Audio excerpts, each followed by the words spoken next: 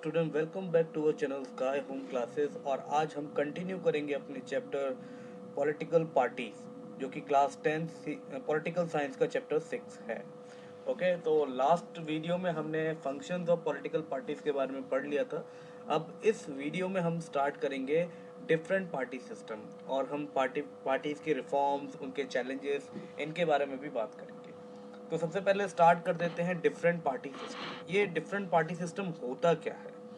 तो सबसे पहले बात करते हैं वन पार्टी सिस्टम की। देखिए, there are 3 types of party system. एक होता है वन पार्टी सिस्टम, दूसरा होता है टू पार्टी सिस्टम, और तीसरा होता है multi party system. One party system की पहले बात कर लेते हैं। यहाँ पर आपके सामने स्क्रीन पर दिखाई दे रहा है one party system.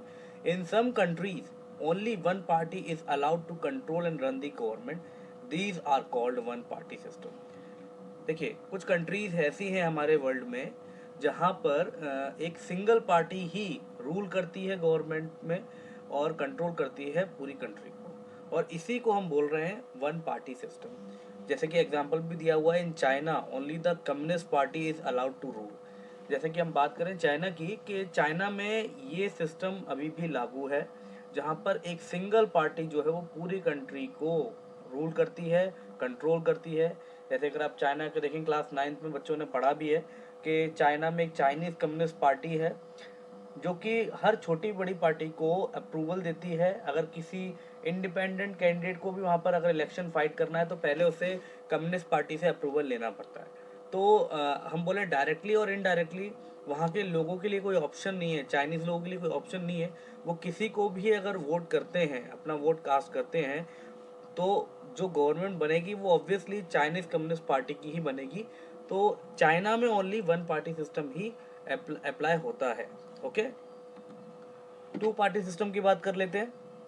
In some countries party is shared between two main parties. Okay, power is shared between two main parties. Such party system is called two party system. The United States of America and the United Kingdom are example of two party system. देखिए, कुछ countries ऐसी भी हैं हमारे world में जहाँ पर जो पावर है वो टू मेन पार्टीज में शेयर हो जाती है। यानी एक तरह से उनके बीच में बॉन्डेज होता है, या फिर हम बोलें कि वो अपने पावर को डिवाइड कर लेते हैं। ऐसे पार्टी सिस्टम को हम टू पार्टी सिस्टम कहते हैं। और ये जो सिस्टम है वो हमारे यूएसए यानी यूनाइटेड स्टेट्स ऑफ अमेरिका और यूके यूनाइटेड किंगडम में अप्लाई होता है। ओके, तो यहाँ पर आपको दो मेन पार्टीज देखने को मिलेंगे। थर्ड है मल्टी पार्टी सिस्टम, जो हमारी कंट्री में होता है। If several parties compete for power and more than two parties have reasonable chance of winning, okay, we call it a multi-party system. अब इसमें बोला गया है कि अगर इलेक्शंस में कई सारी पार्टीज compete कर रही हैं एक दूसरे को, और एक दो से ज़्यादा पार्टीज के चांसेस बन रहे हैं जीतने के, तो कि वो अलायंस कर लेते हैं एक दूसरे से, तो इसी को हम बोल रहे हैं multi party system. In India we have a multi party system. तो ये हमारी कंट्री में अप्लाई है, अभी भी एप्लीकेबल है। ठीक है, इसमें हम जैसे बात करते हैं, अगर किसी पॉलिटिकल पार्टी को मेजॉरिटी नहीं मिलती, ठीक है, तो वो बाकी पार्टीज़ के साथ एक अलायंस फॉर्म कर लेते हैं, और उसकी हेल्प से वो गवर्नमेंट भी फॉर्म करते हैं। Since multi party system tends to offer more choices to the voters, it is often considers better than the other party system. अब देखिए, इससे एक बेनिफिट भी है मल्टी पार्टी सिस्टम से। वोटर्स के पास चॉइस होती है कि वो अपनी पसंद की पार्टी को वोट कर सकते हैं, और ये बेटर भी है बाकी पार्टी सिस्टम, क्योंकि बाकी लोगों के पास ऑप्शन कम है। चाइना में तो है ही नहीं ऑप्शन। ओके, और यूके यूएसए में लोगों के पास 2 ऑप्शंस हैं। फिर comparison between two parties and multi party system, अगर दोनों को कंपैरिजन किया जाए कि टू पार्टी सिस्टम और मल्टी पार्टी सिस्टम में कौन सा बेटर है, तो हम यहाँ पर पहले बात कर लेते हैं टू पार्टी सिस्टम की। Two party system represent voters a simple choice, this provide for a stable governance. Two party system में आपको सिंपल चॉइस मिल रही है, या तो आप पार्टी वन यानी फर्स्ट पार्टी को वोट करेंगे, या तो सेकेंड पार्टी को वोट करेंगे। फिर उसके बाद ये आप एक स्टेबल गवर्नेंस बनती है। ठीक है, मतलब इसमें फिक्स है, गवर्नमेंट अपने टेन्योर को पूरा करेगी करेगी। Two party system are not as flexible as they have more or less rigid of opinions on every issues. देखिए, ये जो पार्टी सिस्टम है ना, ये फ्लेक्सिबल नहीं होता है। इसमें क्या होता है, जो ओपिनियंस होते हैं, मतलब जो पार्टी मेंबर्स के ओपिनियंस होते हैं वो अलग अलग होते हैं। वो उस पर लाई नहीं करते, मतलब एक ही उनका ओपिनियन नहीं बन सकता। ठीक है, एग्री नहीं कर पाते कई बार वो डिसीजन। तो ये जो हमने पार्टी सिस्टम की बात की, टू पार्टी सिस्टम की, ये यूएसए और यूके में ही अप्लाई होता है, हमने बात की, यहाँ पर एग्जाम्पल में भी दिया हुआ है। फिर बात कर लेते हैं मल्टी पार्टी सिस्टम की। Multi party system provide voters with many choices. Okay, multi party system जो वोटर्स को कई सारी चॉइसेस देता है, जैसे कि आप किसी भी पार्टी को सिलेक्ट कर सकते हैं, किसी भी पार्टी को आप वोट कर सकते हैं। जैसे कि हम बीजेपी की बात करें, कांग्रेस है, समाजवादी पार्टी है, बहुजन समाज पार्टी है, तो XYZ कई सारी पार्टीज हैं। Government is not stable in this system. इसमें गवर्नमेंट स्टेबल नहीं है। क्यों स्टेबल नहीं है? क्योंकि मैंने बताया कि कई बार जो पार्टीज होती हैं वो मेजोरिटी तक पहुंचती ही नहीं है, तो उनको कई सारी पार्टीज के संग अलायंस करना पड़ता है। और कई बार क्या होता है, जब ये अलायंस कर भी लेते हैं और गवर्नमेंट चलाना स्टार्ट कर देते हैं, तो कुछ टाइम के बाद सडनली कोई एक ऐसी पार्टी होती है जो अपना सपोर्ट वापस ले लेती है। तो इससे क्या होता है, गवर्नमेंट के अंदर स्टेबिलिटी नहीं आती है। A multi-party system is more responsive to a change और shift in public opinion। पर मल्टी पार्टी सिस्टम में एक चीज़ बहुत अच्छी है कि वो पब्लिक ओपिनियंस पर वर्क करते हैं। जैसे कि एग्जांपल दिया भी है कि इंडिया में ये अप्लाई होता है। अब बात कर लेते हैं नेशनल पार्टीज। नेशनल पार्टीज कौन सी होती हैं? तो ये आपका इंपॉर्टेंट टॉपिक है, इस पर ध्यान रखना है आपको। A party that secure at least 6% of total votes in Lok Sabha election. एक पार्टी को आप नेशनल पार्टी तभी बोल सकते हैं जब तक उसने लोकसभा इलेक्शन, जो कि नेशनल इलेक्शन माना जाता है, उसके टोटल वोट्स का 6% गेन ना कर लिया हो, तब तक आप उसको नहीं कह सकते नेशनल पार्टी। अगर उसने गेन कर लिया है, यानी उसने टोटल वोट का 6% अचीव कर लिया है, तो वो एक नेशनल पार्टी बन जाएगी। और इसके अलावा और क्या ऑप्शन है? अगर मान लीजिए 6% वोट उसने गेन नहीं किए, पार्टी ने उसने रिसीव नहीं किए, उतने नहीं जीते उन्होंने वोट, तो दूसरा ऑप्शन भी है यहाँ पर, असेंबली इलेक्शन, जिनको हम स्टेट इलेक्शन भी कहते हैं। जैसे महाराष्ट्र, मध्य प्रदेश, यूपी में इलेक्शन होते हैं, तो स्टेट इलेक्शन को ही असेंबली इलेक्शन कहते हैं। तो आपका दूसरा ऑप्शन भी है नेशनल पार्टी बनने का। आपको एटलीस्ट कम से कम 4 स्टेट्स में जो असेंबली इलेक्शन होंगे, उनमें कम से कम आपको 4 सीट्स जीतनी पड़ेंगी। ठीक है, कितनी? 4 सीट्स जीतनी पड़ेंगी। ठीक है, in the Lok Sabha, so is recognise as a national party. ठीक है, तो आप ये भी कर सकते हैं, आप या तो लोकसभा में 6% टोटल वोट्स का 6% आप जीत सकते हैं, या फिर आप असेंबली इलेक्शंस के जो 4 स्टेट्स के असेंबली इलेक्शंस होंगे और लोकसभा की 4 सीट्स वो जीत लें, तो इस तरीके से भी एक नेशनल पार्टी बन जाती है। फिर कई सारी रिकॉग्नाइज पार्टीज हैं यहाँ पर दिए हुए हैं। देखिए, भारतीय जनता पार्टी नंबर 1 पर है, ये नेशनल पार्टीज के नेम है। सबसे नंबर 1 पर है भारतीय जनता पार्टी, बीजेपी इनका शॉर्ट फॉर्म है, एब्रिविएशन। फिर लोटस इनका सिंबल है। 1980 में ये पार्टी फॉर्म हुई थी। ओके, अमित शाह इसके अभी प्रेसिडेंट हैं। इंडियन नेशनल कांग्रेस, INC, इनका जो सिंबल है हैंड है। सबसे पुरानी पार्टी मानी जाती है वर्ल्ड में। Okay, one of the oldest parties in the world. Sonia Gandhi इनकी अभी प्रेसिडेंट है। Communist party of India, Marxist, CPIM, इनका जो सिंबल है वो हैमर, सिकल एंड स्टार है। ओके, 1964 में बनी है। इनके जो प्रेसिडेंट रहे वो सीताराम येचुरी हैं।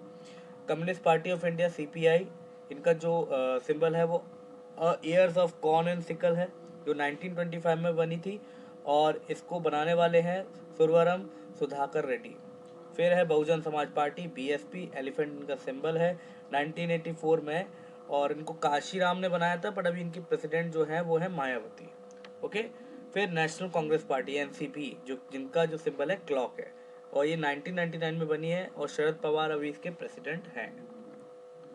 स्टेट पार्टीज की बात कर लेते हैं कि party that secure at least 6% of the total votes in an election to the legislative assembly of a state and win at least 2 seat is recognise as state party.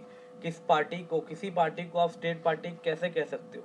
देखिए, उनको पहले तो जो असेंबली इलेक्शन होंगे उसमें टोटल वोट का 6%, कितना? 6% जीतना पड़ेगा। साथ ही उनको कम से कम असेंबली इलेक्शंस में 2 सीट भी जीतनी पड़ेगी, तभी आप उनको स्टेट पार्टी कह सकते हैं। ओके, तो नेशनल पार्टी हमने पढ़ लिया और स्टेट पार्टी भी पढ़ लिया है। अब ये कुछ रिकॉग्नाइज स्टेट पार्टीज हैं इंडिया की। आम आदमी पार्टी, आप देख सकते हैं यहाँ पर अरविंद केजरीवाल लीडर हैं इनके। प्लस ऑल इंडिया अन्न द्रविड़ मुनेत्र कजागम, बड़ा अजीब नाम है, AIADMK। और जयललिता, जो अब इस दुनिया में नहीं रहे हैं। वो इसकी प्रेसिडेंट रही हैं, इनकी लीडर रही हैं। और बात करते हैं ऑल इंडिया फॉरवर्ड बॉक्स, ये AIFB सिंबल लायन है, और देव भारत विश्वास इनके लीडर रहे। ऐसे ही बहुत सारी पार्टीज हैं, आप देख सकते हैं यहाँ पर स्क्रीन पे दिखाई दे रहा है। ऑल इंडिया तृणमूल कांग्रेस ममता बनर्जी की पार्टी है। ओके, तो नेक्स्ट टॉपिक पर चलते हैं। ठीक है, देखिए कितनी सारी पार्टीज हैं। तो ये ऑलमोस्ट 49 स्टेट पार्टीज हैं। अब एक लाइन भी गिवन है, if man be good governance government can not be bad. William pen ने ये बोला है, इन्होंने बताया है, एक फेमस फिलोसोफर रहे हैं ये। इन्होंने बताया है कि अगर कोई इंसान अच्छा है, यानी वहाँ किसी पार्टी के लोग अच्छे हैं, ठीक है, और वो गवर्नमेंट चला रहे हैं, तो उनकी गवर्नमेंट बेकार नहीं हो सकती है। बात करते हैं हम challenges to a political party. किसी पॉलिटिकल पार्टीज में क्या क्या चैलेंजेस आते हैं। ओके, तो पहला चैलेंज है lack of internal democracy. There is a tendency in political parties toward the concentration of a power in on or few leaders at the top. ये धारणा, एक टेंडेंसी है पॉलिटिकल पार्टीज के बारे में कि जो पॉलिटिकल पार्टीज होती है उसके उस पर पूरा का पूरा जो कंट्रोल होता है वो टॉप लीडर्स का होता है। जो भी पावर होगी वो टॉप लीडर के पास ही होगी। पार्टी के अंदर जो भी डिसीजन लिए जाएंगे वो टॉप लीडर्स द्वारा ही लिए जाते हैं। Parties do not conduct internal elections. Ordinary members do not get sufficient information on what happened inside the party. एक ड्रॉबैक ये भी है कि पार्टीज के अंदर कोई इंटरनल इलेक्शन नहीं होते हैं, जिससे जो पार्टी मेंबर्स हैं उनको इलेक्शन मतलब उनको फेयर चांस नहीं मिलता है टॉप पोजीशन पे पहुंचने का। दूसरा, जो पार्टी मेंबर्स होते हैं, जो ऑर्डिनरी मेंबर्स होते हैं, पार्टी के लिए काम करते हैं, उनको पार्टी के अंदर क्या चल रहा है ये इन्फॉर्मेशन भी नहीं होती है उनके पास। ठीक है, अगर आप उनसे पूछ लेंगे तो उनके पास ये इन्फॉर्मेशन नहीं है कि टॉप लीडर आगे क्या करने वाले हैं। Dynastic succession, those who happen to the leader are in the position of unfair advantage to favour people close to them and even their family members.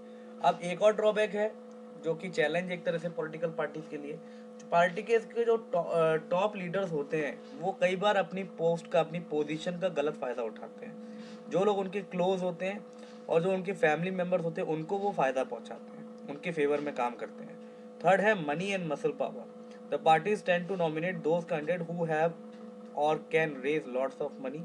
In some cases party support criminals. तो ये बहुत बड़ा reason भी है और बहुत बड़ा challenge भी है किसी भी पॉलिटिकल पार्टी के लिए इसको खत्म करना, क्योंकि ज़्यादातर जो पार्टीज हैं उनमें कुछ ऐसे कैंडिडेट्स हैं जो कि क्रिमिनल हैं, और पार्टीज ऐसे कैंडिडेट को टिकट भी देती है, नॉमिनेट भी करती है, जो पैसा जो है वो पानी की तरह बहा सके।